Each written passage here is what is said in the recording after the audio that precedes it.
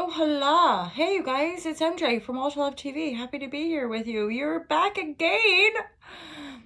Almost 2 weeks in a row of consistent daily reads. Oh my God, what are you guys doing to me? But I appreciate you supremely. I travel a lot. This is part of the online entrepreneurial life. I tend to get away. I also collaborate. Awakening Shakti. Voila, wah, wah. The next one's in March, you guys, so stay tuned for that.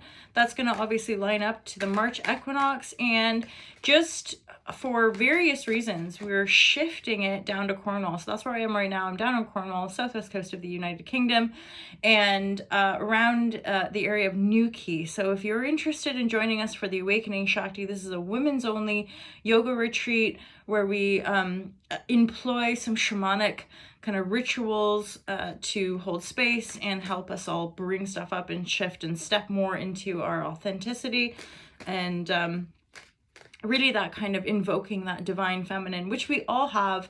But of course, in our kind of patriarchal culture and history, it's the divine feminine within us that's been more suppressed and denied. So, and plus, I would say, like, typically speaking, more of that kind of feminine culture has been denied us. So reclaiming sacred ritual, reclaiming women coming together and having periods. I don't know. Sorry.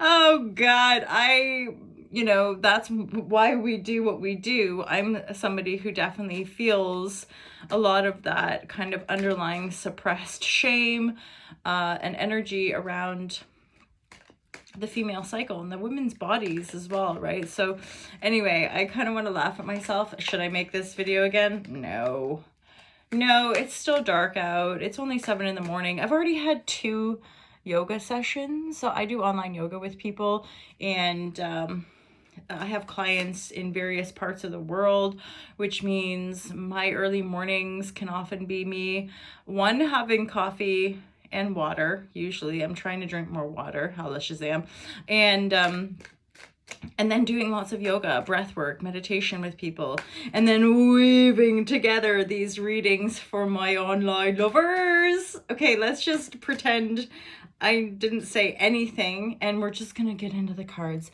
Divine guidance and loving clarity for this amazing community of heart-centered leaders.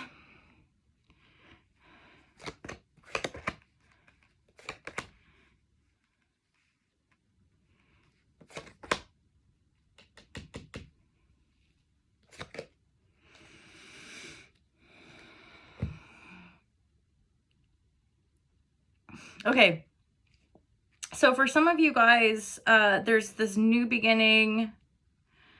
Okay, so the death card that is multifold, obviously. That can be our own ego death. That can be a profound shift of perception. That can be real death, transition that's happening in our lives.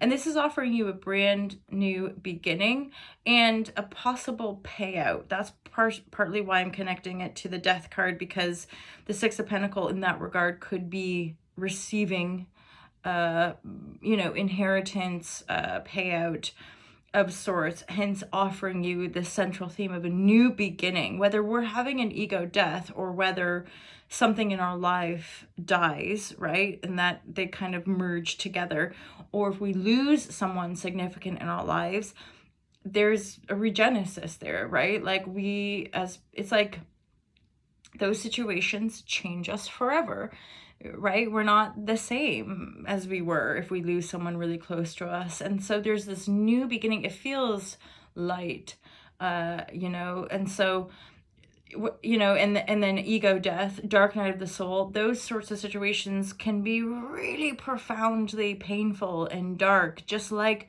grieving the loss of a loved one. And yet the reward, or the sort of oncoming release and rebirth is the kind of benevolence or the reward of living through those sorts of situations. So there's definitely a kind of rebalancing going on as you step into this new beginning. And then the energies coming in for you here are, interestingly, like for some of you guys, I'm not sure how this feels. There's a one energy here, the Three of Cups in the reverse. The Three of Cups in the reverse often signals to me like a change in your friendship circle or a change in how you like to have fun.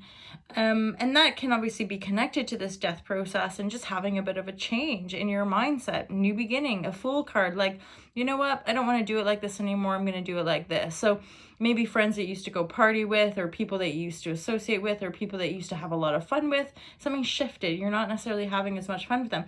So you're going to go in a different direction. There's some people coming into your reality here, all of them in the upright. So for some of you, I feel like this is kind of referencing that you might be going on dates, or you might be dating, you might be opening yourself up to date.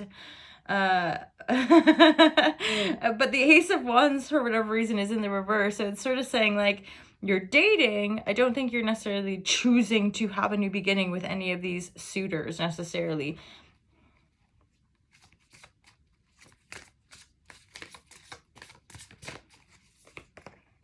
Yeah, if anything, it's more about adventure, fun, and eventually it might lead to romance, okay?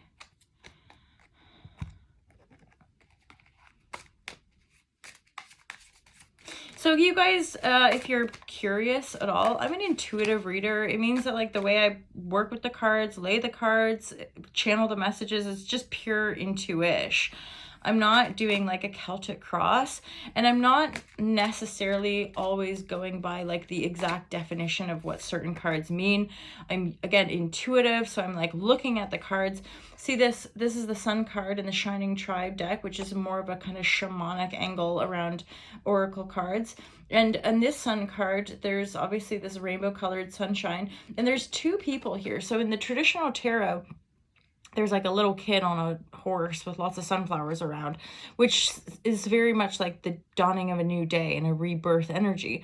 This Sun card to me has a lot to do with coming together, people coming together in love, in celebration, in connection, right?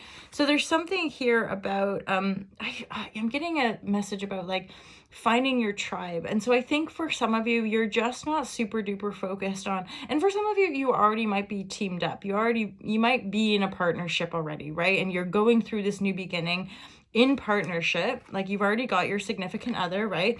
And these other energies coming in have more to do with your tribe, I'm hearing.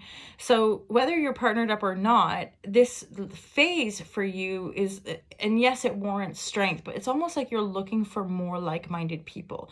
You're looking for more of your tribe. And I swear to God, in the context of this reading, they're rushing in. Like there's a whole bunch of different people here. There's a Knight of Swords, a Knight of Cups. There's a King of Swords. Like all these different people are kind of coming in, and you're like, whoa, okay. And so this is a new beginning, but it's about adventure. And again, but that's part of shape-shifting the old kind of social circle. Like maybe you used to go out and drink with some said people, and now you don't want to drink anymore, and so you're not going to hang out with those people, and you want to have intellectual conversations with people, i.e. the swords. You know, you want to have like debates. And I also do get a real sense of movement with that Knight of Swords. Yeah, and definitely now there's a 10 of Stones here, so there's definitely a lot of abundance coming in, of financial wealth.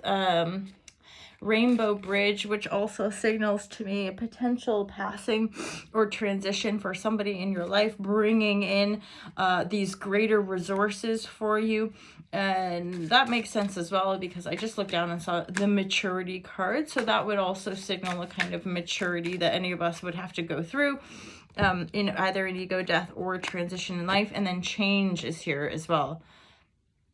I'm weirdly hearing that song, Love is in the Air. So whether you're looking or not, whether you're teamed up or not, there's a lot of love energy. Love, I would say, in a more and there's another Knight. So you know, you might be, even though it's not necessarily like super duper obvious, but I would say sometimes that's the best time for love to come in, when you're not like looking for it.